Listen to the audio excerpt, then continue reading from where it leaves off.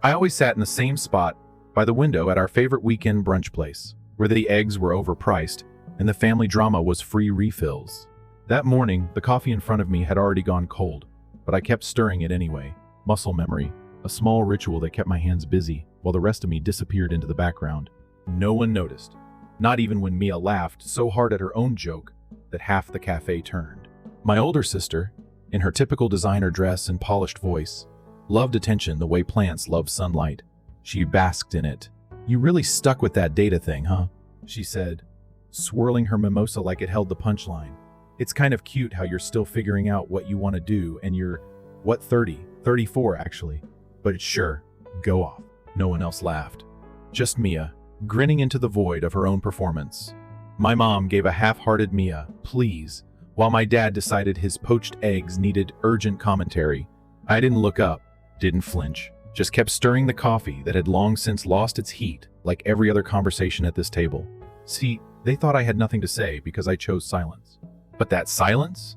It was where I built a world they could never imagine, one that didn't need applause to exist.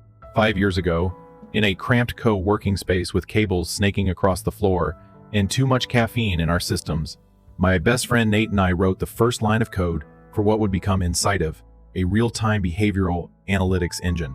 It was now integrated into banks, hospitals, and even state-run agencies. Today, I'm the co-founder of a company valued at just over $90 million. But no one in my family knows, and they don't need to, because I'm not on the website. I don't show up in articles. In every public-facing document, Nate's the face, the spokesperson, the genius. And me? I preferred it that way. The quiet architect in the shadows. Until now. Because the sister who once laughed at my hobby is applying for a job at the company I helped build. "I just sent out a few resumes," Mia said, sipping her mimosa like it was scripted. "Insightive? They're hiring for a finance lead. Apparently some boutique firm with big contracts. I could fix their budgeting in my sleep." My hands paused over the coffee. Just for a second. She had no clue. I didn't respond, just nodded like I was impressed. Like I didn't have the power to approve or reject her application with one click. It wasn't even satisfying. Just surreal. My mind flashed back to my 12th birthday. Mia had just won some regional dance title. She burst into the room with her trophy held high, and everyone jumped up to hug her. Meanwhile, my cake candles melted. No one noticed I hadn't made a wish. And I didn't. I just took my gifts, retreated to my room, and opened the second-hand laptop Dad gave me. That night, I stayed up sketching data models, while everyone downstairs toasted to Mia's bright future. That's when I learned applause doesn't build empires. Focus does. As we got older, the pattern held. Mia went on to study fashion marketing, landed a few short-lived gigs, was featured in some lifestyle magazine spread that Mom printed and laminated. I went to a tech institute no one remembered the name of, built prototypes that got laughed at by classmates, then noticed by venture capitalists. And when Nate and I launched Insightive, all we had were 2 second-hand laptops and one wild idea that we could predict decision behavior with algorithmic precision. By year 3, we were profitable. By year 4, we landed a deal with one of the biggest insurance firms in the country. And now, 5 years in, Mia was walking straight into the walls I built, without knowing I was behind the glass. The irony? Mia had once told me, real jobs involve people, not screens. Funny, considering the screen she was applying through would lead right to me. That evening, back in my apartment top floor, quiet, glass windows overlooking the rainy Seattle skyline, I logged into our internal HR dashboard. There it was, candidate Mia Landon. Resume, polished but fluff-heavy. Experience, accountant at 2 failed firms. Cover letter, brimming with buzzwords. Innovative thinker, financial visionary, dedicated to excellence. Internal notes, confident communicator, seems a good fit for budgeting team. Recommending for second round. I stared at her photo. She looked so sure of herself, like the job was already hers. I hovered over the approve button and clicked. Why? Because this wasn't about revenge. Not yet. I didn't need to destroy her. I just needed her to walk into the arena, thinking it was hers to conquer, unaware I'd drawn every line on the floor. Within Insightive, I was L. Just a quiet consultant who worked off-site and signed off on budgets late at night. No one except Nate knew who I really was, and that suited me just fine. The next week, I did what I always did. Worked from my apartment, ran back-end audits, optimized our machine learning model, but I also tapped into the company's internal video stream. Only a few of us had access. Mia appeared on the ninth floor kitchen cam, stylish as ever. Her heels clicked confidently against the marble. This company's so secretive, she told someone by the espresso machine. Rumor is, one of the founders is basically a ghost. Doesn't even show up to board meetings. She laughed. I did too. Later that day, Nate FaceTimed me. Your sister's something, he said, amused. She's doing fine? Yeah. Knows her way around spreadsheets. Bit arrogant though, I smiled. She always was. Think she's gonna figure it out? If she does, it won't be because I told her. The game had just started. And Mia? She hadn't even read the rules. Mia's first week at Inside have passed without much fanfare. She adapted fast, like she always did, slipping into team meetings with her usual charm and confidence. She had that way of speaking like every word was already approved by a crowd, rehearsed and delivered for effect. From the cameras I quietly tapped into, I watched her as she led her first departmental budget review. Her tone was polished, her ideas decent, not groundbreaking, but polished enough to impress people who didn't look too deeply. Most of her teammates were warm, a little curious about her resume, but no one questioned the source of her sudden opportunity. And why would they? She fit the role on paper and on the surface. That's all anyone cared about. What they didn't see, what Mia never noticed, was the quiet pattern that ran through her reports. My signature. L. The one name that appeared in every major decision chain. She never asked about it, not at first. But I could tell the dots were forming slowly. Mia had never been the type to care about names behind the curtain. She focused on results, applause. But something shifted during her third week, when one of her proposals for adjusting the corporate travel allowance got bounced back by me. It wasn't a harsh rejection, just a quiet correction with notes. Budget inconsistencies, missing forecasts. She received the document and frowned, probably for the first time realizing that someone she didn't know had veto power. I could almost hear her thinking, who is this L person, and why does she get the final say? That afternoon, Nate messaged me. She's starting to notice. Asked someone in finance if L was a real person, or just some internal compliance bot. I smiled, let her wonder. It wasn't about deception, it was about timing. I wanted to see who she became when she thought no one important was watching. She kept pushing forward, unaware that I reviewed every single number she submitted. Some weeks, I even improved her work, silently correcting errors before they went live to investors or department leads. I didn't do it for her, I did it for the company I helped build. Inside of deserves solid, reliable numbers, not ego-wrapped projections. But over time, Mia's proposals got tighter. Her tone softened. Fewer buzzwords, more structure. I couldn't tell if she was growing or simply adapting to the invisible resistance. Either way, it intrigued me. One night, as rain traced soft trails across my window, I logged into our archive server to pull monthly performance reports. I noticed a flagged access attempt in the audit log. Someone had tried to view the origin documents for our founding board records. My heart stilled. User ID Landon. She had found the back door. Maybe by accident, maybe not. I double-checked the logs. She hadn't made it through. The file required dual-key authentication, mine and Nate's. But the interest was noted. She was looking for something. Or someone. A few days later, the confirmation came in an unexpected way. I was in the 10th floor server room late at night, verifying patch updates, when I heard the sharp click of heels echoing down the corridor. A door creaked. I turned and there she was, Mia, frozen, staring at me like she'd just caught a ghost in real life. L? She asked, voice sharp with suspicion. I didn't blink. That's me. She narrowed her eyes. What are you doing down here? This is restricted access. I have access, I said simply, wiping my hands on a microfiber cloth. You're in management? She asked, trying to keep her voice steady. Before I could reply, Nate appeared from behind a side panel, holding a hard drive. L, can you check this for integration errors? He passed it to me without looking at Mia. She froze. I watched her brain catch up to what she was seeing. The woman she thought was drifting through life now standing shoulder to shoulder with the CEO. Wait, she whispered, almost to herself. You're the L from all the approvals, the one in the internal emails. I gave a small smile, just enough to soften the blow but not enough to comfort her. Yes, I'm the co-founder. Her jaw tightened. There was so much in her silence, shock, disbelief, maybe even a little shame. I didn't wait for a reply. I turned back to Nate, nodded, and walked out. Let her sit with it. That weekend, I stayed offline. Let the air settle. Let her make the next move. I didn't want confrontation. I didn't need validation. I wanted clarity, hers, not mine. When I returned to work Monday night, There was a flagged message from HR Internal Escalation. Request for clarification on budget authority. File contained a timestamp and a document history trail. My name all over it. Mia had gone digging again. This time deeper. I stared at the message for a while, my cursor blinking at the top of the response window. I didn't answer. I didn't need to. The paper trail was already loud enough. That same evening, I received a calendar notification. Unusual. A one-on-one request. Title: Request to connect Mia. Location: 8th floor quiet room. Time: 7:30 p.m. I hovered over the accept button, then clicked. No comments. Just confirmed. I arrived 2 minutes early. She was already there, seated at the far end of the room, a folder on the table. Her eyes flicked up when I walked in. "You built this," she said, skipping any greeting. I nodded. "From scratch," she added. Not a question, a realization. You signed my paycheck," she continued, as if putting the pieces together out loud would help her process it faster. I didn't interrupt. She leaned back.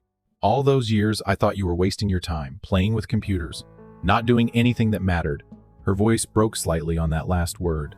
"But you were building a whole company. While I was out here trying to impress people with resumes and failed side projects, you were building something real." I waited. She looked at me. "Why didn't you ever tell anyone?" "Because I didn't need to," I said. "I didn't want to win the crowd. I wanted to win the game." For a long second, she just stared.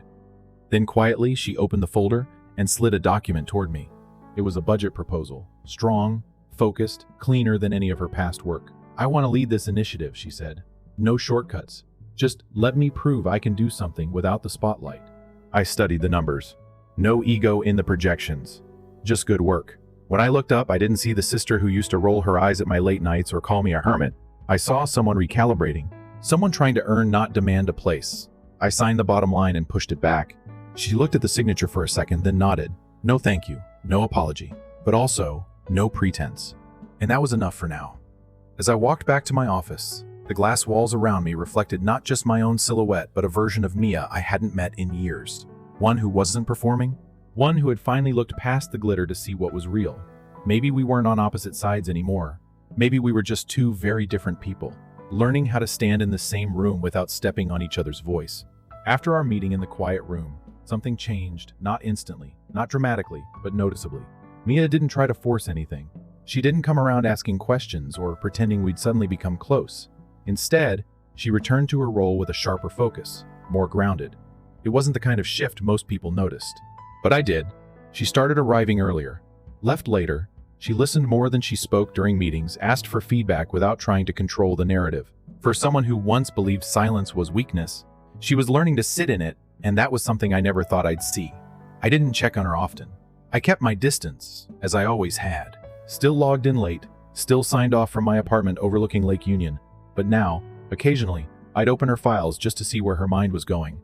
And slowly, her work stopped needing corrections. The sharp corners had softened. Her projections were tight. Her notes thoughtful.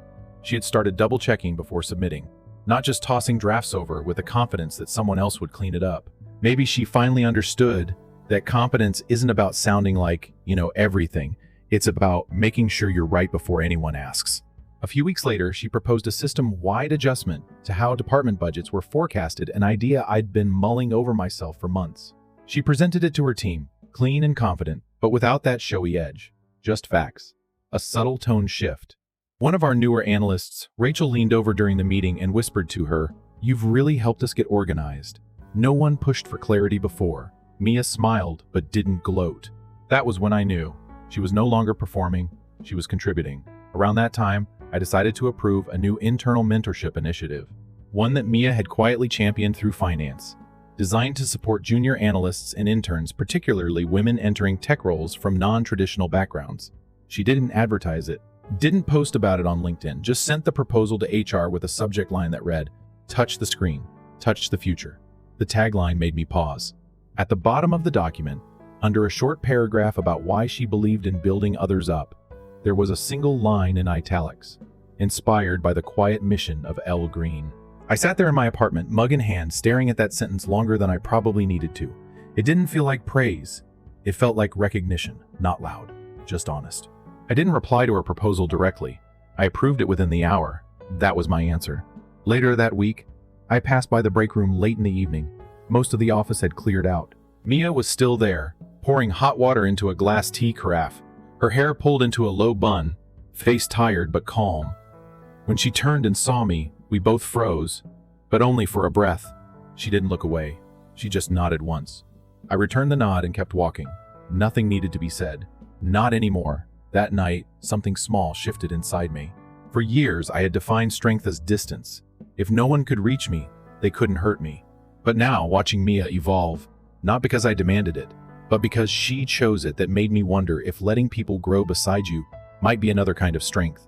A quieter one, but powerful all the same. The next week passed without any dramatic turns. Just ordinary days filled with meetings, code reviews, system updates, budget approvals. The calm rhythm of a company in motion. Then came the gala, our 5-year milestone. Nate wanted something memorable, a public reveal, a way to honor the people behind the scenes. For years I had avoided the spotlight. No photos, no interviews, no speeches. But this time, I felt something pull me toward the stage. Not because I wanted applause, but because I no longer feared being seen. The event was held in a glass atrium overlooking Lake Union. Soft light from crystal chandeliers spilled across the marble floor, reflecting in the lake like tiny stars caught underwater. I stood in the dressing room, smoothing out the folds of my black dress, minimalist and simple, the kind that didn't ask for attention, but still held quiet elegance. My hair was pinned neatly, makeup barely there, just enough to soften the tired edges around my eyes. Nate knocked lightly before stepping in. "You ready?" I didn't answer right away. I looked at myself in the mirror, the woman staring back, no longer hiding behind work schedules or anonymous emails. She looked tired, yes, but steady. Capable. "Not really," I finally said. He chuckled. "You're not stepping out," he said. "You're stepping up." We waited backstage as the MC wrapped up the opening speech. Then the lights dimmed, the music faded, and the crowd hushed. Please welcome the co-founders of Insightive, Nathan Rice and Elle Green. Applause rolled through the room, warm and electric. I stepped into the light. It was surreal. Dozens of faces turned toward me, eyes curious, some shocked. A few whispered to each other, and then I saw her. Mia, standing near the back of the room, a champagne flute untouched in her hand. Her expression, frozen somewhere between surprise and realization. I didn't linger. Nate spoke first, sharing our origin story, how we started with nothing but an idea and old laptops in his mother's garage. He talked about late nights, burnt coffee, failed prototypes. I smiled quietly, remembering all of it. The crashes, the breakthroughs, the quiet thrill of watching something you built actually work. Then he passed me the mic. The room went still. "Hi," I began, voice even but soft. "I'm Elle. For most of you, this is the first time you've actually seen me. I'm usually somewhere in the background by choice. I've always believed that the best work doesn't need a spotlight.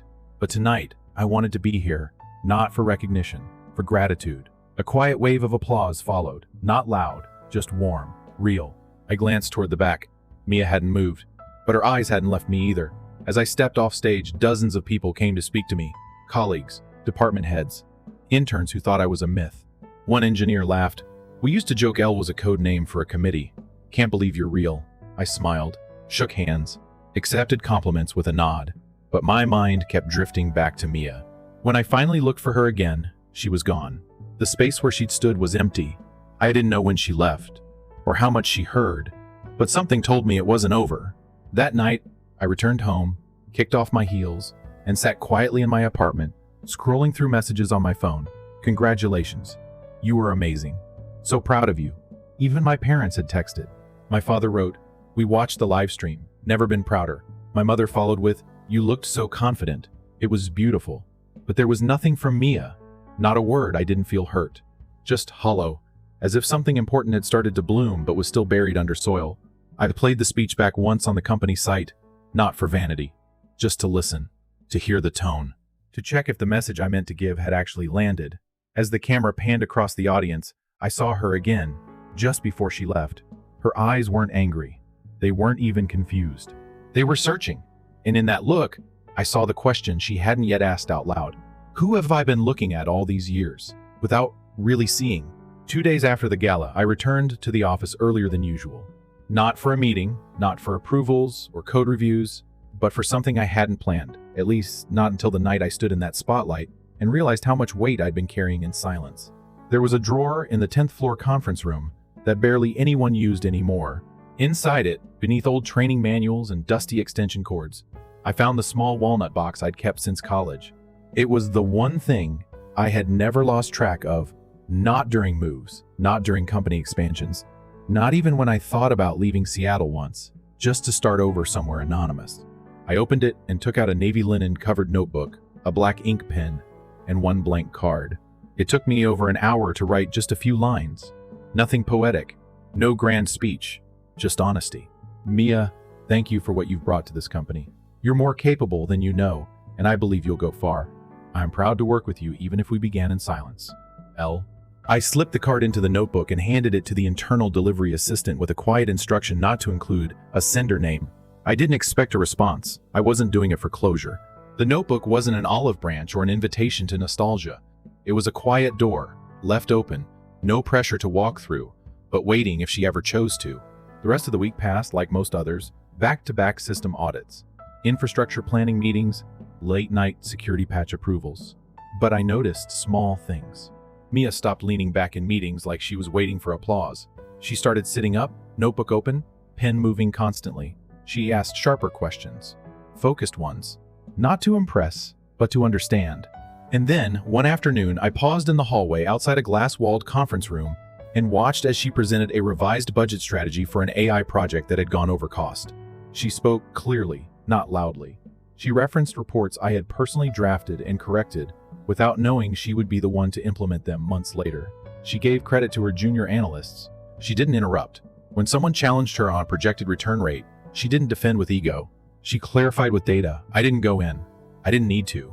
I just stood outside, listening, and nodded to myself. Whatever she was becoming, she was earning it. The following Monday, HR circulated a proposal for a new internal sponsorship initiative targeting female interns entering technical roles. It was spearheaded by Mia, supported by multiple departments, and tied to our CSR budget. The initiative title stopped me cold. Touched the screen, touched the future. And beneath it, in small italics, inspired by the quiet mission of L. Green. I stared at the proposal longer than I probably should have, not because it praised me, but because it didn't try to fix what couldn't be fixed.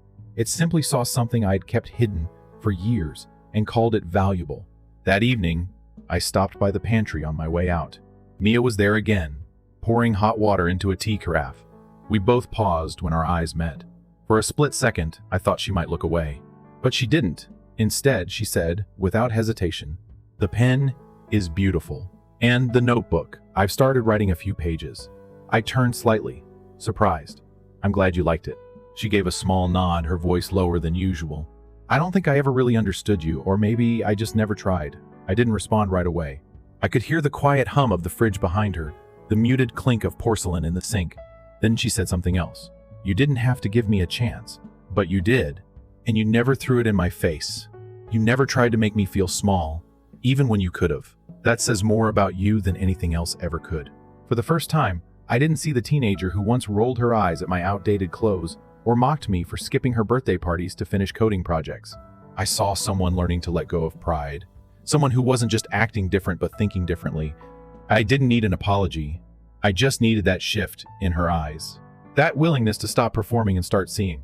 "I don't know if I can make it right," she said, eyes dropping to the rim of her cup. "But I'll try." I nodded. "We don't need to tally up the past. We just start from today." We stood there for a second longer, not awkwardly, but quietly. Like two people learning how to share air without turning it into a contest. That week, Mia changed in small, measurable ways. She stopped interrupting younger analysts. She began asking junior staff if they wanted to shadow her during budget reviews. She no longer flinched when someone questioned her reports. She corrected what needed correcting and moved on. And I changed too. I started showing up to briefings, not to take the stage, but to stand beside my team. I stopped hiding during department walkthroughs and began talking directly to interns. I started answering questions instead of redirecting them. I even spoke to a group of visiting students from a local tech program, something I never imagined myself doing. Not because I didn't want to, but because I never thought I had anything to offer beyond code. "I'm not here to talk about success," I told them, standing in front of a whiteboard smudged with markers. "I'm here to talk about silence, the kind that makes room for growth, not absence. You don't have to be loud to matter. You just have to build something real." A few days later, as I was leaving the office, I passed the hallway near the recognition wall, an updated quarterly list of standout contributors. I didn't usually check it, but this time something caught my eye. Mia's name was there. First line, voted by peers, not by execs, not by me. When I turned, she was already standing there, reading the wall. Her expression was quiet, thoughtful. Then she turned and looked at me, not with surprise, not with pride, but with something simpler. Acknowledgement. "Thank you for not giving up on me," she said, voice steady. I smiled. "We're just getting started." And somehow, that was true. For the first time in our lives, we weren't standing on opposite sides of a room competing for space. We were both just there, present, listening. And that presence was more healing than any apology either of us could have spoken. Sunday morning rolled around with that same slow rhythm. It always carried light drizzle tapping against the cafe windows, the smell of warm waffles floating through the air, and the clatter of mismatched plates echoing through conversations. We hadn't missed a weekend brunch in years, not even during the messy ones, the ones where no one really said what they were thinking, but everyone showed up anyway, like we were keeping a fragile tradition alive by sheer force of routine. The table was the same, long, slightly wobbly in the middle, surrounded by the same dark wood chairs with fading blue cushions. My parents were already seated when I arrived, my mother chatting with Aunt Laura about her new flower beds, my father buried in a menu he never actually read. Uncle Henry was stirring his tea with the wrong end of his spoon again. Mia came in 5 minutes late, but something about her was different. Not the dramatic kind of different that needed an announcement, but the kind that made you look twice. She wore a simple white blouse, dark jeans, no heels, no statement earrings, no layers of polished performance. Her hair was tied back loosely, not messily, just real. She didn't try to take the spotlight or slide into it sideways. She just found a seat and nodded toward me, quiet but deliberate. I returned the nod, not because anything needed to be said, but because nothing did. The conversation meandered, touching on weather, family gossip, a neighbor who apparently painted his mailbox neon green. Then Uncle Henry, as if on cue, turned to me and asked the question he always asked, as though time hadn't moved and nothing in my life had shifted. "So, Elle, are you still doing that little freelance thing? What was it again? Something with computer codes?" I smiled, not out of irritation, but because I'd expected it. "Some things don't evolve with you, and that's okay." But before I could answer, Mia set down her coffee and turned her head, not sharply but firmly. "Uncle," she said, voice calm but clear, "Elle is the smartest person I've ever known. Without her, I wouldn't be where I am today." The words didn't ring with drama or defensiveness. They came out like a fact, solid, unapologetic. All eyes turned to her. I felt my breath catch, just slightly, as she continued. I used to think she was quiet because she didn't know what to say. Turns out, she was just building things the rest of us couldn't even imagine. She's not loud because she doesn't need to be. She acts. She creates. And she's one of the few people I've met who doesn't need applause to do something meaningful. Uncle Henry blinked, unsure if he was supposed to laugh. Aunt Laura gave a quiet nod. My mother, without looking at me, reached over and gently placed her hand on mine, fingers soft but steady. I didn't speak. I didn't need to. In that moment, I felt more seen than any headline or gala spotlight could have ever made me feel. Not because of the compliment, but because it came from someone who used to measure value by volume. And now she had chosen stillness. The conversation returned to safer topics after that: vacation plans, a cousin's new job, the price of avocados. But something had shifted. The current beneath the surface had changed direction. After the plates were cleared and coffee refills offered, people began trickling away from the table. Hugs were exchanged. Keys jingled. My mother handed my father his umbrella even though the rain had stopped. As I stood to leave, bag slung over my shoulder, Mia approached. She didn't smile. She didn't try to joke. She simply looked at me, her voice soft but unwavering. "You don't have to forgive me," she said. Not as a plea, but as a confession. But I'll never be the same person again. I turned to her, not surprised, but moved in a way I hadn't anticipated. The part of me that used to flinch at her presence didn't flinch now. The part that used to ache for acknowledgement didn't ache either. I gave her a genuine smile, the kind that didn't stretch too wide or hide too much. "I know," I said, "and I never needed you to apologize." We walked out together in silence, not side by side, but in rhythm. The kind of silence that doesn't separate, but settles. Outside, the sidewalk was still damp, glistening beneath soft sunlight that peeked through the clouds. I turned toward my car, but paused. She turned too, as if expecting me to say more. I didn't. I just nodded once, and she nodded back. We weren't sisters trying to fix years of bruised egos and mismatched dreams. We were women who had walked through different kinds of fire and learned, in our own quiet ways, how to stop adding fuel. That afternoon, I went home and made myself tea. Nothing fancy. Just a familiar blend I kept in a drawer with old cables and notebooks that had been with me longer than some friends. I curled up on the couch with the cup in my hands and opened my laptop. I didn't check budgets. I didn't respond to tickets. I just stared out the window, watching the lake shimmer like silver under the sky. A notification popped up. Message from Nate. Heard brunch wasn't half bad today. I smirked, typing back, not bad. Maybe we're evolving. Another message followed. You okay? I looked at the screen, paused, then typed, yeah. I think something important happened. Not loud, but important. He didn't respond right away, and he didn't have to. That's how we worked. Just like me and Mia were starting to, not by rewriting everything that came before, but by accepting that sometimes a new chapter doesn't erase the old ones. It just writes over them gently. Not to forget, just to grow. I sat with that thought, sipping my tea, not expecting anything more to happen that day. But deep down, I knew this was the part of the story where something had finally settled. Not with a bang, not with a dramatic confrontation or a tearful hug. Just two people seeing each other for the first time, not as versions of the past, but as the people they were now. Weeks passed. Quietly, naturally. Not like a fade out, more like a shift into something less urgent. Mia and I didn't become best friends overnight. There were no grand reunions or emotional breakthroughs over wine and old photos. But something had rooted itself in the spaces we used to fill with competition. Something slower, steadier, more real. She started stopping by my office sometimes, not for long, just enough to drop off updated reports or casually ask about project directions. No performative flattery, no hidden motives, just conversation. Honest and short. I answered when I had time. I listened when it mattered. And little by little, the distance between us wasn't something to cross anymore. It was something we simply walked through. The notebook I'd given her eventually came back to me. Not returned directly, but left on my desk one evening with a ribbon tied around it and a single card tucked inside. It didn't say much. Just a small note in her handwriting. Still learning. But thanks for teaching me without ever trying to teach me. I had kept that card in the back sleeve of my own journal. Not because I needed the reminder, but because it was nice knowing she meant it. At work, Mia thrived. Not by climbing over others or pushing herself into the spotlight, but by becoming the kind of leader who gave space instead of taking it. She led the mentorship program with precision and patience.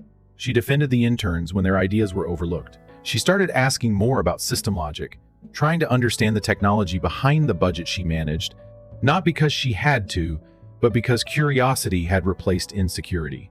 I watched all of it happen without taking credit. That was never the point. Growth isn't about applause. It's about what you do when no one's clapping. And she finally understood that. One Thursday afternoon, HR forwarded a note that made me pause. A junior analyst had written a testimonial about the mentorship program, saying Mia had been the first person in a corporate setting who made her feel heard, not tolerated. At the end of the message, she'd written something that stuck with me. It's not always the loudest person who creates change. Sometimes, it's the person who makes room for others to be loud. I saved the message. Not for validation, just because it reminded me why I started this journey in the first place. Not to be seen, to build something that could see others. Months later, at the company's year-end reflection event, we gathered again, this time without speeches or stages. Just an open floor mixer with soft music and rows of warm string lights dangling from the ceiling like frozen sparks. People talked in small clusters. Laughter bubbled between bites of dessert, and I moved through the space slowly, unnoticed by most. Just how I liked it. Near the back of the room, I spotted Mia. She wasn't talking, just standing near the wall, arms loosely folded, watching a group of interns laugh over something on a laptop. She looked calm. Not the kind of calm that comes from pretending, but the kind you earn after choosing to let go of needing to prove anything. I approached her. No ceremony, no preamble. She turned and gave me a slight smile. "You still hate events like this?" she asked. "Hate's a strong word," I said. "Dislike with dignity." She laughed, the sound easy, familiar. Not showy, just shared. Then she reached into her pocket and pulled out a folded piece of paper. I was going to email this, but figured you'd appreciate analog. I opened it. It was a revised proposal for the upcoming fiscal quarter, with integrated projections tied directly to back-end usage data. I scanned the figures. Solid, smart, efficient. "You're getting good at this," I said. She tilted her head. Or maybe I just started listening more, especially to the parts that weren't said out loud. I looked at her. And for the first time in a long time, I didn't feel like I had to guard myself. I didn't have to brace for comparison or deflection. I could just stand there with my sister and not feel smaller for it. We didn't say much else, just exchanged one last nod before the lights dimmed and people began gathering coats. I left before her, slipped out into the cool air, coat collar turned up against the breeze, hands in my pockets. Seattle was still damp, still soft around the edges like it always got in winter, but it didn't feel heavy. It felt like a place that knew how to be quiet without being empty. That night, I curled up on my couch, tea in hand, laptop dimmed, phone silent. I thought back to all the years I had spent building from the shadows, watching from a distance while people measured worth by volume. I used to believe that staying invisible was the only way to protect what I cared about, that the only way to win was to never be a target. But now I saw it differently. Silence wasn't just armor. It could be invitation. It could be space. The kind that lets others breathe without judgment. The kind that holds truth without needing to shout it. A few days later, my mother called. Just to talk. No urgent updates. No big announcements. Just asked how I was doing and told me she'd seen a podcast episode. Someone at her garden club sent her the one where Nate had finally mentioned both founders by name. "We're so proud of you," she said. "We always were. We just didn't know how to show it." I didn't correct her. I just listened. Let her say it the way she needed to. Maybe that was enough. Maybe that's all anyone really wants, to be heard without having to perform. The next Sunday, we returned to the brunch spot. Same old table, same mix of waffles and interruptions. But this time, it felt different. Not because everyone had changed, but because I had. Mia sat across from me again. Still simple. Still quiet. When the server asked if we were ready to order, she looked at me first. Just a glance, small, unspoken. But it said something I finally understood. She saw me. Not as the quiet one, not as the background character, but as the person I had always been, just someone who chose to build instead of broadcast. I nodded. We ordered. We ate. We talked about the company like colleagues. We laughed like sisters. And when the bill came, we split it. Evenly. That was all, but that was everything. As we stepped outside, sunlight filtered through the clouds, warm enough to make people lift their faces. Mia reached for her sunglasses, then paused. "You think we'll ever be completely past it?" I didn't ask what she meant. I just said, "I don't think we have to be past it. We just have to be different because of it." She nodded slowly, then smiled. "Okay, I can live with that." And so could I. We walked in the same direction, not talking, not needing to. Just letting the quiet stay where it belonged, not between us, but around us. Peaceful, unforced, real. Story 2. I used to believe that dedication would eventually be rewarded, until the day I opened that old document folder. That afternoon, I stopped by my parents' house in Salem, Oregon, like I did every weekend. My mother, Denise, wasn't tech-savvy, so I often helped her check bills, organize tax papers, and scan important documents. That 2-story red brick house, the one I had spent nearly a decade financially supporting and helping renovate, tile by tile, felt like a second home to me. "Can you take a look at this for me?" she said, handing me a messy stack of papers before heading back to her orchids in the backyard. I sat down at the dining table, sifting through the pile until my eyes landed on a thick, cream-colored envelope labeled in bold. Estate plan and will. I hesitated, not because I was curious. At least that's what I told myself. But because I wanted to make sure everything was in order. I'd always been the one to worry about things like this. The one who kept the family from falling apart. But as I flipped to the asset distribution page, I felt a tight pressure in my chest. Everything. And I mean everything. My parents owned the house with over $450 $0.0 in savings. The new SUV. Even Mom's wedding ring was clearly stated to go to Samantha, my younger sister, and me. Not a word. Not a single mention. Beyond the vague line, "We love both our daughters." I clenched the paper, my knuckles turning white. Every memory of working 2 jobs to help pay their mortgage, of driving through snowstorms to deliver Mom's medication, of fixing plumbing, and of replacing shingles. Each of them felt like they had just been slapped out of existence by that cold, printed sentence. I heard my mom re-enter the house. Her footsteps are light behind me. "Hannah, did you find the statement?" I stood up, wheel in hand, and turned around. My voice was calm, unavailing, and calm. "Mom, is this real?" She froze, her eyes glancing at the paper in my hand. "Oh, Hannah, that. What does that mean?" I cut her off, my throat tight, but each word sharp. "A lifetime of caring for you and Dad." And I'm written off like I never existed. My dad, Richard, walked in from the living room just then, coffee mug in hand. He set it down with a sigh, like he was about to comment on the weather. You don't need to react like this, Hannah. You're doing fine, Samantha. She's still figuring things out. I let out a laugh, humorless and dry. Figuring things out. She's 30. She changes jobs every 3 months. Lives off YouTube and can't pay her own phone bill. I'm the one who paid your mortgage for the last 3 years. The one who fixed the roof last winter. The one who's kept this house from falling apart, dollar by dollar. My mom stepped forward, placing a hand over mine as if that could calm me. Don't overthink it. I just wanted your sister to feel secure. I pulled my hand away, nodded slightly in my gaze. Ice cold. Secure. And what about me? The only one who's kept this place standing all these years. They said nothing. I placed the will back on the table like returning a declaration of war. Thanks for showing me where I really stand. I walked to the door without looking back. No one called out behind me. And for the first time in years, I didn't feel hurt. I just felt empty. A quiet, hollow kind of emptiness that chilled me to the bone. I never returned to that house after discovering the will. 2 weeks passed in silence. No calls, no messages, like I had never existed in their world. I told myself, if they had even a shred of conscience, they'd reach out. But instead of an apology or explanation, what I got was a message from Dad Anna. This month's mortgage is due. Can you transfer it soon? The deadline's Friday. I sat frozen, staring at the message in disbelief. Part of me almost laughed. No mention of what happened, no asking if I was okay. Just a demand. Like I was their default ATM. I typed back every word like ice. I think Samantha can handle it. That house is hers now, right? Then I set my phone down and didn't wait for a reply. 10 minutes later, the screen lit up again. This time it was Mom. Hannah, don't do this. We need to talk. I didn't answer. I wasn't sad. I wasn't even angry anymore. Just a kind of ruthless clarity had taken the place of every fragile hope I once held. For years, I believed my sacrifices would be acknowledged. I was wrong, and I had no interest in playing savior anymore. 3 days later, the next message came from Samantha. You're overreacting. Mom and Dad didn't mean it like that. You've always been independent, and I'm just not. You know that. I typed slowly, each word cutting through my sister's fake mask. Then prove you deserve what you've been given. Start by paying the mortgage. No response. Another week passed in silence until one Monday morning, while I was sipping coffee in my kitchen. My phone buzzed with a transfer request for exactly $900.0 from my mom. No message, just a cold withdrawal request. As emotionless as the way they'd written me out of everything, I hit decline without a second's hesitation. Minutes later, the phone rang. It was Mom. I let it ring to the fourth. Buzz then declined the call. A message followed immediately. Hannah, I know you saw it.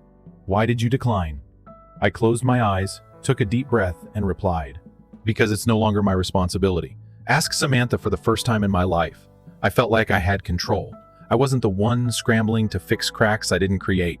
I wasn't sacrificing my entire youth to patch up other people's failures. 3 days later, Samantha texted again. You're being so selfish. Didn't you always say family comes first? I read that message over and over. Family? The family she was talking about was the same one that treated me like an outsider, like a walking wallet. I replied with one sentence. Family is about fairness and respect, not using someone until they're no longer useful. After that, there were no more messages. Silence settled over everything, but this time it didn't feel lonely. It felt like relief. A release from a burden I'd carried for far too long. But deep down, I knew this silence was only the beginning, because they'd be back when no one else would help. When the house was at risk of foreclosure, or when Samantha, with all that inheritance, still wouldn't know how to pay a bill on time. And when that moment came, I'd be ready. Not to save them, but to show them that I was no longer the one who would sacrifice. Without so much as a thank you, the next message from Samantha came near midnight, while I was halfway through a historical novel and sipping hot tea. The phone lit up, and I didn't even need to open it to guess the tone. You're blowing this way out of proportion. I scrolled and kept reading. Everyone's already stressed out. Why are you choosing now to be dramatic? It's just a few payments. You've always done it. A dry laugh slipped from my lips without any humor at all. Just a few payments. Easy to say when you've never paid a utility bill in your life. I typed back, I'm not being dramatic, I'm being clear. And you better get used to it. Less than a minute later, she replied, You're seriously selfish. Don't be surprised if Mom and Dad don't forgive you. I set the phone down for the first time in years. I didn't feel guilty. I wasn't haunted by what if they're upset or obsessed with being the good daughter. I had crossed the line between being exploited and standing up for myself. The next day, I called the bank and requested my name be removed from the joint account used for the mortgage. I also contacted the utility companies and canceled all the auto payments I'd been secretly handling for years. I deleted the bill reminders on my phone like a small ceremony, marking the end of my role in their household. That night, I cleaned up my tiny apartment, played my favorite playlist, and bought myself a chocolate cake I'd always loved, but never bought because the money always had to go toward more important things. I started sleeping soundly. I woke up without the jolt of a payment notification. I went to work without feeling like I was dragging 3 other adults on my back. I even signed up for an online art class, something I dreamed about for years but always pushed aside because I didn't have time or really wasn't allowed to be selfish. And as my life started to breathe on its own again, the knocks from the past came louder. Early the following week, my mom Denise called. I didn't answer. A message came right after Hannah. "We need to talk. Your sister doesn't know how to pay the internet bill. Can you help?" I didn't respond. 2 days later, another one. The landline got cut. "She says she can't log in. I don't know what to do." I read the message, then opened the bookshelf and pulled out the old notebook where I'd once written down every password, billing schedule, and customer service number. Every time my parents didn't know what to do, they called me every time Samantha forgot a payment. I handled it. This time I closed the notebook and put it back. I wasn't their assistant. I wasn't the backbone of a system that erased me the second I stopped being useful. 3 days later, another message from Samantha landed in my inbox. "Are you kidding me right now? The power's about to be shut off. Are you really going to let that happen to our family?" I replied with just one sentence. "Now I'm just letting everyone take responsibility for their own choices." Silence. I didn't hear anything for several more days until one morning. A call came from an unexpected number. Mrs. Lorraine, the neighbor who'd lived next to my parents for the last 20 years. "Your mom asked if I knew anyone selling houses. I think they're not managing well anymore." I thanked her, then hung up. I didn't feel smug. I didn't smile, but I didn't cry either.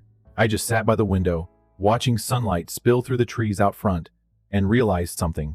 For the first time in my life, I wasn't being crushed by duty or guilt. I had chosen to step out of the cycle, and I wasn't going back. The first message came on Monday morning from someone I didn't expect. Mr.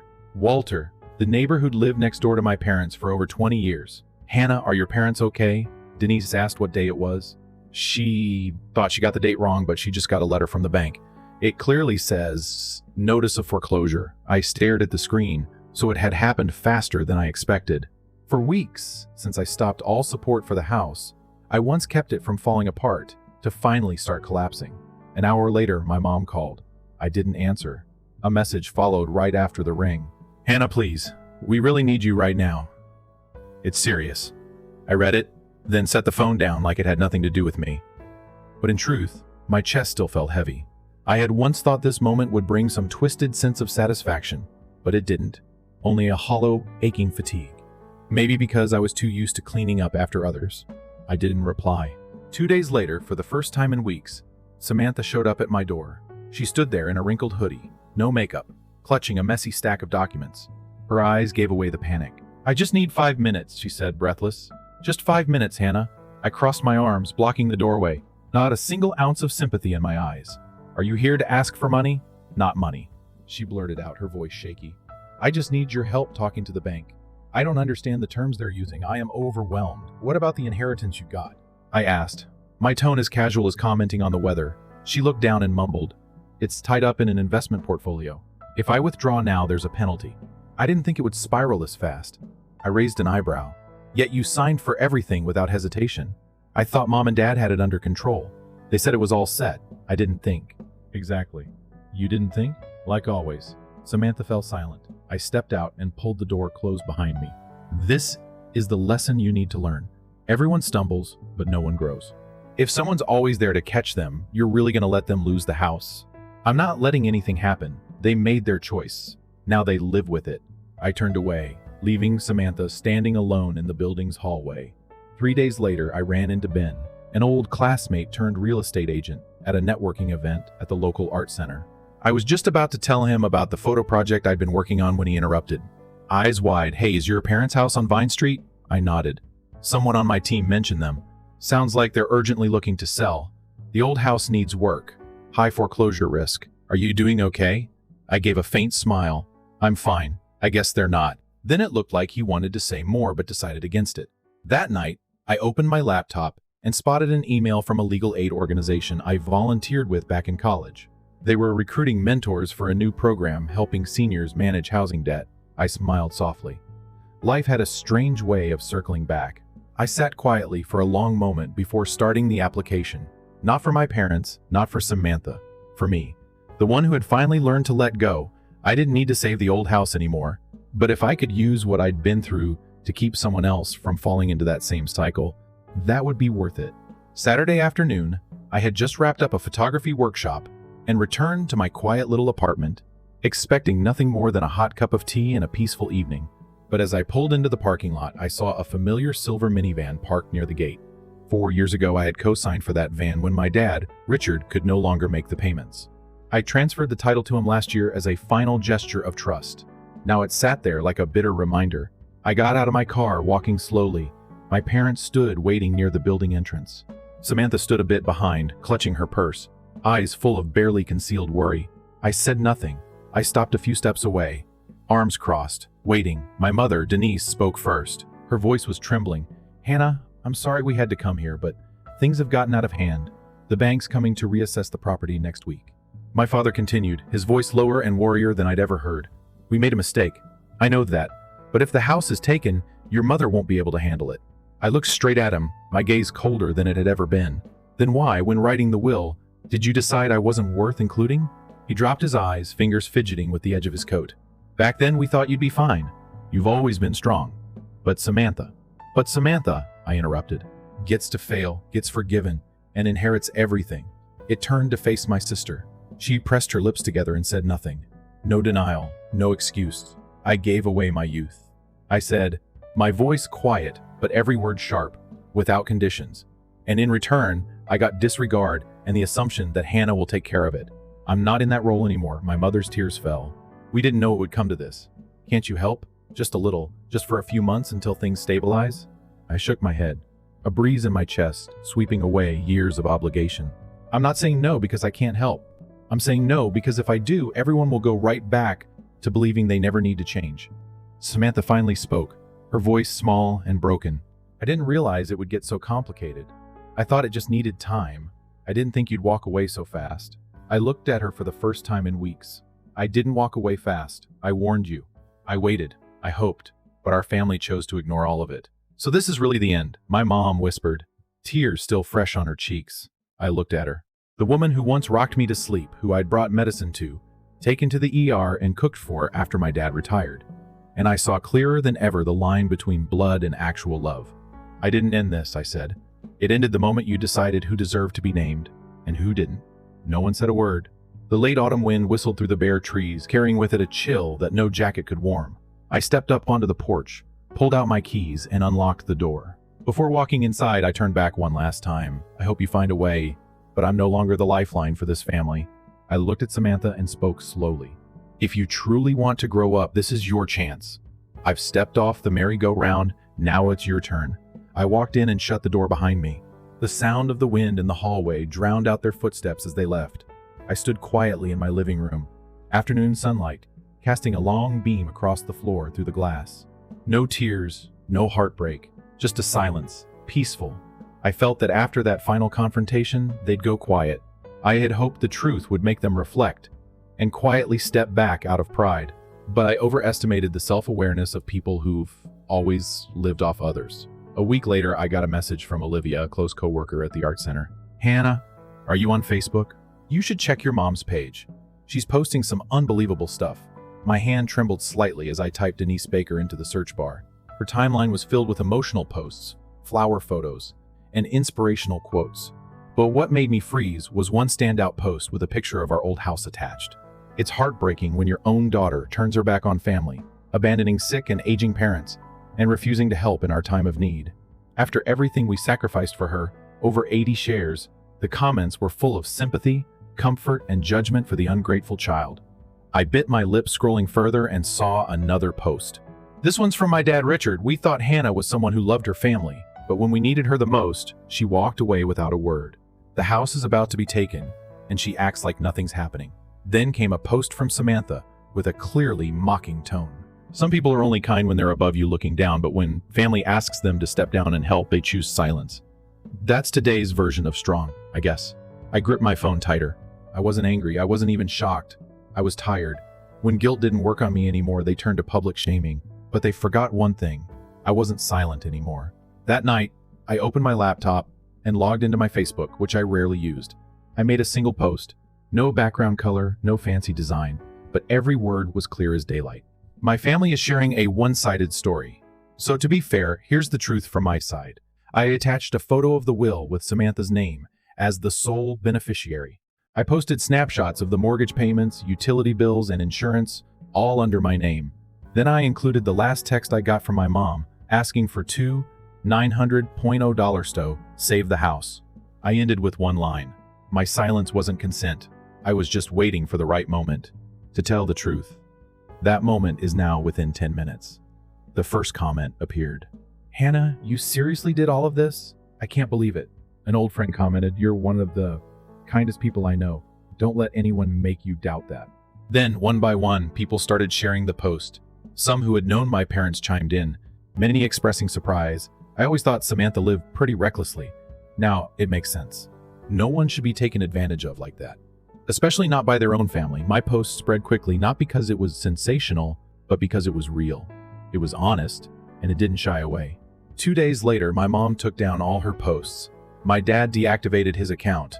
Samantha changed her profile picture to a black and white flower, the vague, dramatic move she always made when things slipped out of her control. I didn't respond. I didn't post anything else. I just sat in my apartment, listening to the rain tap softly on the window. And for the first time, I felt justice on my side. I didn't need an apology. I didn't need them to bow their heads. I just needed them to stop. And it seemed, finally, they understood that I wasn't someone they could manipulate anymore. One post, enough to end the years I'd been forced into silence. And now I was writing the next chapter. Not on social media, but in real life. Since that day I posted, I haven't heard a word from Mom, Dad, or Samantha. Everything has been as still as a forgotten lake after a storm, but not the silence of waiting. This was the silence of acceptance. They had lost the only person who always came back after they broke everything. I was the opposite. I began to live. Every Monday morning I headed to the art center to teach my first photography class for high school students. The way their eyes lit up, holding a camera for the first time, the way they viewed the world through a lens. It reminded me that not everyone sees the same thing, and sometimes you have to choose your own angle. In the evenings, I took a part-time video editing course, a skill I'd always dreamed of learning but put off because my family needed me. Now no one needs me, and for the first time in my life, that felt freeing. I started going on evening walks, unhurried and carefree. I baked on weekends and posted pictures on Instagram without worrying about being called fake. I made new friends in class, people who didn't know me as the one who held the family together, and because of that, I finally got to just be me. While I was learning how to breathe across town, the house at 218 Elm Street began popping up on real estate listings. A friend of mine, Marcus, now a realtor, texted me, "Hannah, your parents' house is up for sale. Asking $390,000, but no offers. It looks like they couldn't fix the roof or the faulty wiring." I wasn't surprised. No one to fix the fuse box at midnight. No one to replace the water heater or call the repair guy in time. No more me. That house had survived because of me, and now it reflected the truth.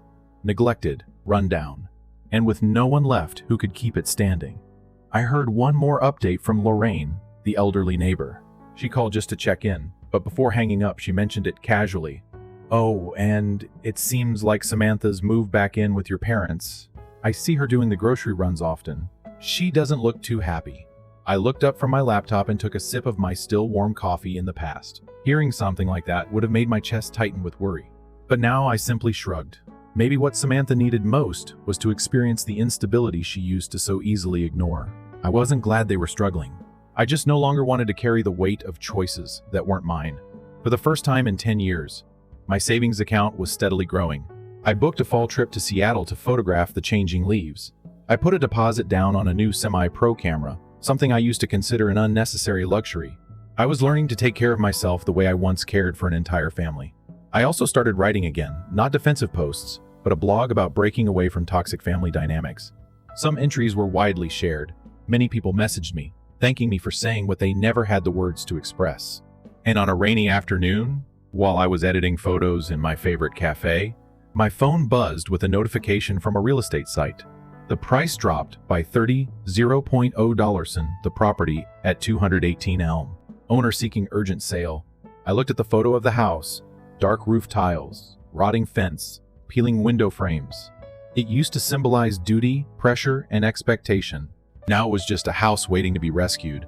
And I wasn't the rescuer anymore. I tapped hide notification, closed my phone, and smiled a soft smile. Lighter than air, but deeper than any sigh I'd swallowed over the years.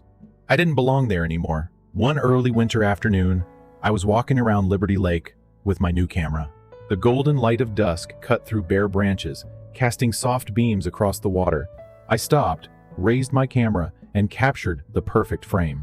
A little boy running in the distance, his mother behind him, laughing and calling out. In that moment, I realized some things aren't meant to be held onto because they were never truly yours to begin with. I used to believe family was something you could never lose. That blood was an unbreakable bond. But now I know the thing that makes a family real isn't DNA, it's respect and gratitude. I had given everything in hopes of being seen. And in return, I became the name left off a will, the one called dramatic for refusing to carry others' burdens any longer. I wasn't angry anymore. Not really. I had just let go. They still lived there, in that old house, now listed for the third time. Word was, whenever someone came to view it, Samantha tried to act like a responsible homeowner. But when asked about maintenance records or repair bills, she'd just smile awkwardly, because all those years, no one ever taught her what to do. I never went back. Not once. My mother once sent me a handwritten letter, sealed in a familiar blue envelope with handwriting I knew by heart. She wrote about her sleepless nights, not knowing where to begin again. That your father isn't as strong as he used to be. At the end, she wrote, I don't know how much time we have left to fix things, but if you're willing, I'm still here. I folded the letter. I didn't tear it. I didn't reply. I placed it in the drawer beneath my desk, next to undeveloped photos and half-finished drafts. Things that needed time to be understood and accepted. I didn't hate them. I just no longer had the strength to keep sacrificing without being heard. I kept working, kept teaching, and kept creating and capturing. I even held a small photo exhibit at a friend's cafe showcasing images that traced my journey to healing. Early mornings in the park, golden light on quiet streets, an elderly woman's thin hands holding a warm mug, and a single flower fallen on cracked pavement. A middle-aged woman came up to me afterward, shook my hand and said, I don't know why, but every photo of yours feels like it's speaking for someone who's been silent for a long time. I smiled, saying nothing because she was right. I had spent my life staying quiet, for peace, for the role of the good daughter, for the hope that enough giving would earn me the love I longed for. But now I've chosen a different kind of peace. Not one that comes from others' approval, but from finally choosing myself. I've learned how to love myself unconditionally. I've learned to say no without guilt. I've learned to let others face the consequences of their own choices. And most importantly, I've learned not to look back. They're still my family, on paper, in memory. But they're no longer at the center of my every decision. I don't know what the future holds, whether there'll be a reunion or if things will remain as they are. But that doesn't matter anymore, because in the end, I finally understand. Family isn't just the people who share your last name. Family is the people who value your presence, the ones who don't treat your kindness like a duty, the ones who make you feel seen and chosen. And if none of them can do that, that's okay. Because I have a family, me, and I don't need to look anywhere else. My story isn't a tragedy, it's an awakening. I once believed that love and sacrifice would always be rewarded. That family was unshakable. But the truth is, no one deserves to be taken for granted, not even by their own blood. I've learned to set boundaries, to walk away when necessary, and to choose myself without regret. Now I live with lightness, freedom, and peace. Not because they changed, but because I changed myself. What do you think about Hannah's decision? Was she too harsh, or was this the only way to truly protect herself? Share your thoughts in the comments below. And don't forget to follow the channel for more heartfelt stories about real family life.